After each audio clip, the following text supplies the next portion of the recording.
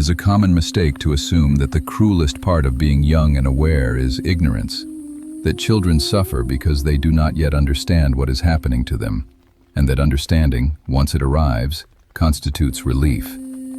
But the opposite is far closer to the truth, because what arrives with understanding is not relief, but a new kind of trap. You see the mechanism clearly, you watch it operate, and you are completely outside the room where decisions about it are made. The elk, whose antlers have grown faster than its body has grown strong, does not suffer from confusion about what a predator is. It suffers from the lucid knowledge of what is coming, and the absolute material fact of its insufficient weight. I want to think about that condition. Not adolescence as a stage to pass through, not youth as a storehouse of future potential, but the experience of standing at the edge of comprehension, while your comprehension earns you nothing, changes nothing, and impresses no one who has any power to act on what you've seen. The developmental psychologist Jean Piaget, whose work on cognitive stages remains foundational despite decades of refinement, identified something he called formal operational thinking, the capacity, which arrives roughly in early adolescence, to reason about hypotheticals, to hold multiple conflicted that systems exist and that you are inside one. What Piaget did not dwell on, because his project was descriptive and not political, is what it costs a person to arrive at that capacity while their social standing remains exactly what it was before, which is to say, negligible. The cognitive upgrade arrives without the corresponding key to any locked room. You can now see the architecture of the building perfectly. You are still standing outside it.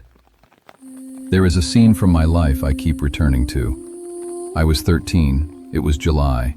The kitchen of our house had that stale heat that old houses accumulate before the afternoon rain breaks it. And I sat at the table listening to two adults negotiate something important about where I would live in the coming year, speaking with the kind of careful obliqueness adults use when they've agreed in advance not to make a scene. And I understood every word.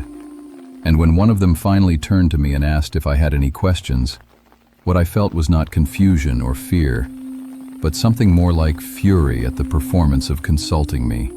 I had questions. I had the correct analysis of the situation. None of that was the variable anyone was solving for. This is the downside of early awareness. You think for a moment that understanding has value, that if you can simply demonstrate comprehension, the people with actual power will hand some of it to you. And then you learn that comprehension and power are not on the same exchange, that adults do not grant authority to children because they reason well, and that in fact, the child who reasons too well out loud often earns not respect, but a category of adult discomfort that gets filed under the word precocious, which is a way of saying your timing is off. The gifts arrived before anyone wanted to receive them.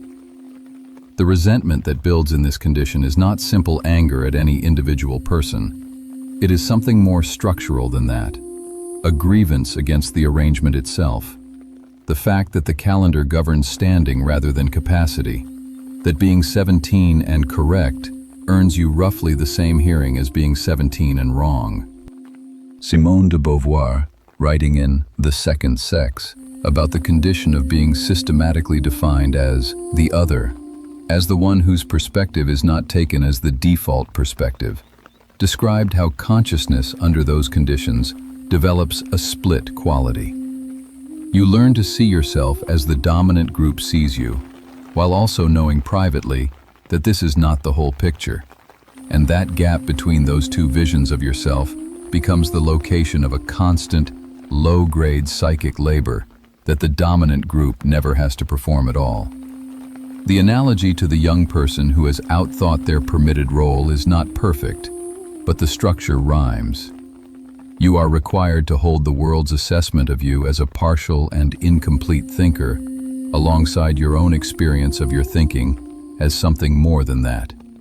And the effort of carrying both simultaneously is invisible to the people who never had to do it, who moved from childhood into authority without noticing the seam. What no one tells you is that the awareness itself becomes a kind of accusation that goes nowhere. You notice the way the institutional structure of school requires you to perform uncertainty about things you've already resolved, to ask permission to know what you already know, to be patient with explanations aimed at someone slower than you, while displaying enough patience that you don't get labeled a problem. And if you fail at that performance and let the impatience show, the response is never an adjustment of the institution, but a diagnosis of you. The elk with the oversized antlers is not given a different forest.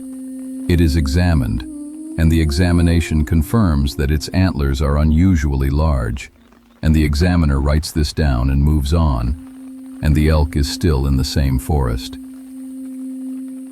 I'm not interested in the argument that this period is necessary, that suffering the gap between comprehension and power produces character or resilience, or some harder and better self that emerges on the other side of it. This is what adults who have safely passed through it say, looking backward, because it costs them nothing to find it meaningful in retrospect. What I'm interested in is the experience as it is lived forward, from inside the trap, before the exit has been found or confirmed to exist. The quality of sitting in that kitchen in July, understanding every sentence, and being entirely irrelevant to every sentence, and knowing that your irrelevance is not a misunderstanding that can be corrected by explaining yourself more clearly. The elk does not lack vocabulary. The elk has excellent vocabulary. The elk has, in fact, an almost exhausting abundance of vocabulary for the exact nature of its situation. And this changes its situation not at all.